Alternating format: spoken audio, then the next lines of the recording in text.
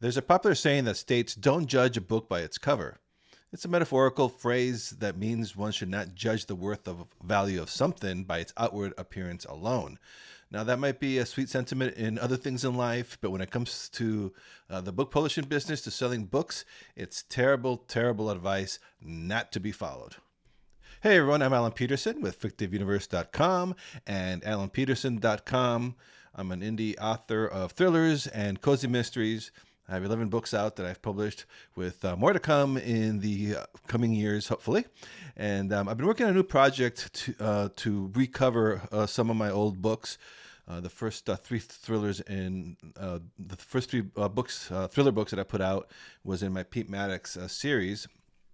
And the cover for my first thriller, The Asset, was published in 2013, and so we're knocking on 2023 here in December, and so that cover is just about to become 10 years old, and that is not a good anniversary when it comes to book covers, because it's just too old. It's been there too long, and now that cover, in my opinion, is off-brand when you compare it to the best-selling books in the genre and the Amazon subcategories that I target, that I want my books to compete in. And now, 10 years ago, those covers were pretty good, and they were good to market and the whole 9 yards, but now, not so much. So it's always good to understand the cover trends, to look at the best-selling lists on Amazon in your genre and the categories, and make sure that you're on top of book cover trends, because they do change. So I decided to rebrand those three covers for those three books: The Asset, She's Gone, and Odd Jobs. I didn't want to keep the cost down, though. I didn't want to spend $1,000 or something recovering those covers on books that are 10+ years old. So I decided to try using a Fiverr to do that. Now, of course, like I said, the book covers are so important that it's very. I need to make sure that they could actually compete with what's right now selling in my Amazon categories. So I did. What I ended up doing, I ended up hiring. I ended up looking up at three different Fiverr book designers that I was very impressed with the work they're done, their ratings, how much work they've done on Fiverr over the years. And so, because the pricing is so affordable on Fiverr, I was able to. I just hired the three of them and had the three of them. I provided the same specs. Design brief to all three and see what they could come up with, and I chose one. So I'm going to cover that in this video. Now with Fiverr 2, I'll go a little bit about that, about my thought process about using Fiverr and my suggestions on using Fiverr, because you do need to be a little bit more control of the design process, in my opinion, with Fiverr than if you're hiring a designer off Fiverr. And I'll get into that in this video. So buckle up. I'm going to show my screen, and I'm going to show you the entire process that I've gone through, and the recovering of these covers. So stay tuned. That's coming up here in just a second. Before I get to the examples, I want to just touch a little bit about using Fiverr, because I know that can be a little controversial. And I used to be a Fiverr naysayer. So you see, I looked it up in Wikipedia because I was kind of curious about it. So Fiverr launched in February of 2010. And at that time, I was doing a lot of affiliate marketing and had a lot of affiliate marketing websites, and I was hanging out in digital marketing forums.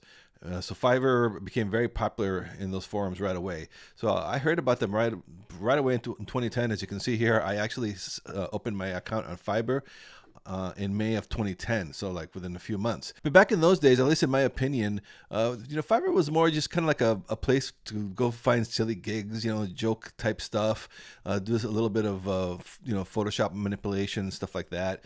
The gigs were just $5. That was it. And once the Fiverr took their fee and PayPal fees, I think the sellers were probably making, if they were lucky, a couple bucks, maybe $3. So obviously at that price, it was just you weren't going to get quality stuff. Who's going to do stuff for a couple bucks? And so it was more of a joke thing. And then there was a lot of scammers on there, and Fiverr really wasn't, in my opinion, that was a reputation, at least, that they weren't really putting up much attention in controlling and making sure that people weren't using, stolen images, not a lot of enforcement on copyright laws. So it was kind of a wild, wild west back in those days in 2010. So I used it a couple times and then stopped using it. And then over years, once I got more and more into indie self publishing, and I know a lot of people were getting their covers on Fiverr, and boy, I would always say don't do it. You're gonna get in trouble with copyright laws. A lot of the people were stealing, designs, and it was just like I said, it was the wild, wild west. And so for years, I wouldn't use Fiverr for that type for book covers or anything to do with my indie publishing. And if somebody on the forum or on a Facebook group would ask about it, I'd be like, no, don't do it. And so that was my stance for many, many years. And it's only been the last couple of years that I started to turn around my opinion on Fiverr. Because of course now if you go to Fiverr, they've really changed. It's a very professional site. Now the sellers there aren't hustling for these gigs for $5, for a few dollars. They can make pretty good money on Fiverr now. So they're stuck with the name Fiverr, but you don't. It's not just for $5 jobs anymore. If you checked out the site, you'll see that. So there are a lot of designers on there, probably hundreds. I mean, for sure hundreds, probably thousands on there. And so I've been using them a lot for Photoshop stuff, things like this, and graphics and other little things. I have a podcast. I've used them to edit my podcast a couple times.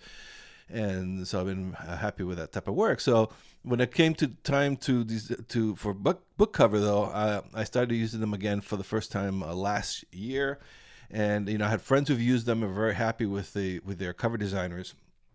And so I already knew which ones I wanted to try, and I was going to try 3.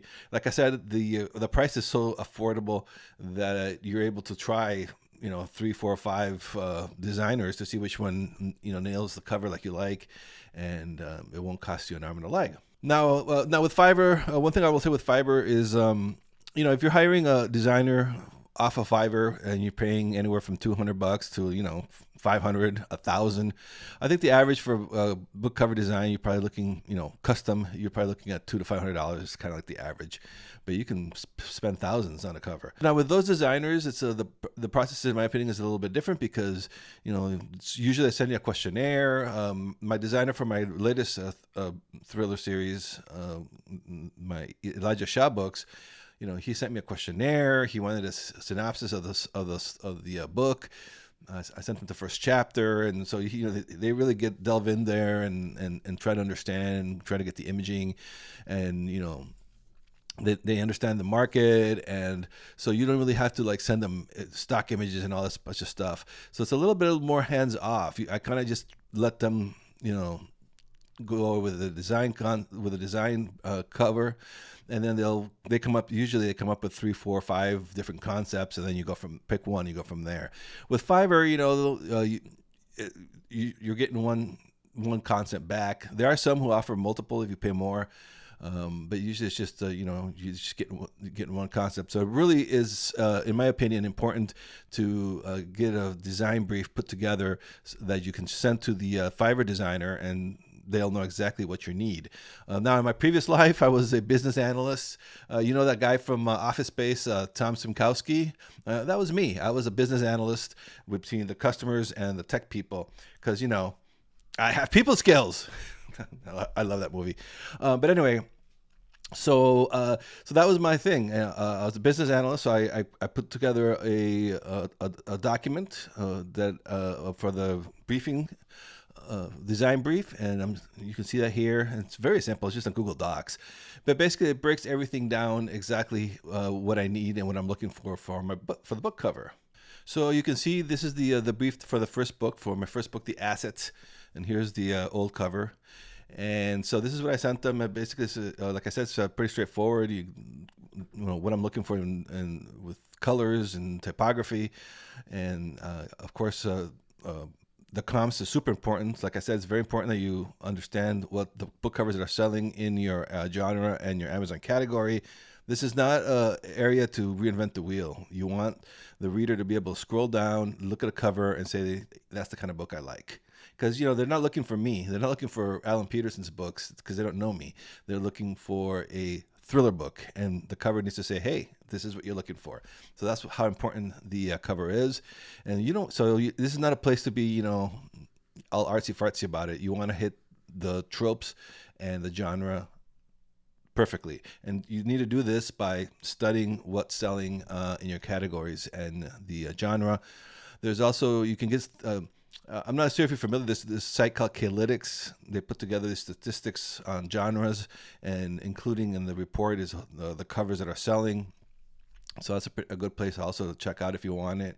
I'll have a link down in the description to K-Lytics for the mystery thriller suspense report. They have others in a whole bunch of different genres, so it's pretty interesting to read those reports. But anyway, or just like I said, just go to Amazon and check out the covers that are selling. So I have the instructions here. Then I have the links, that I want to use to deposit photo. So here's one example, and that's it, And so from this brief, and they were able then to create the 3 different covers from 3 different Fiverr designers, and I'll show you the end results of that. So the first designer that I used to came up with this cover, and I really love it. I love the colors, the light here, the typography, and the font color. I think it's just really, really good. So I was very happy with this.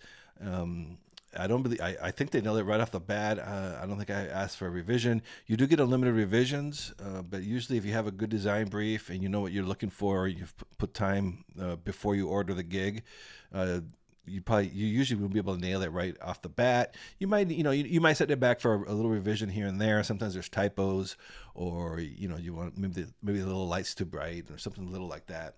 That's kind of easy. So usually I don't. Usually this one I think I just went off the top. I can't remember, but usually I might have maybe one revision, if that.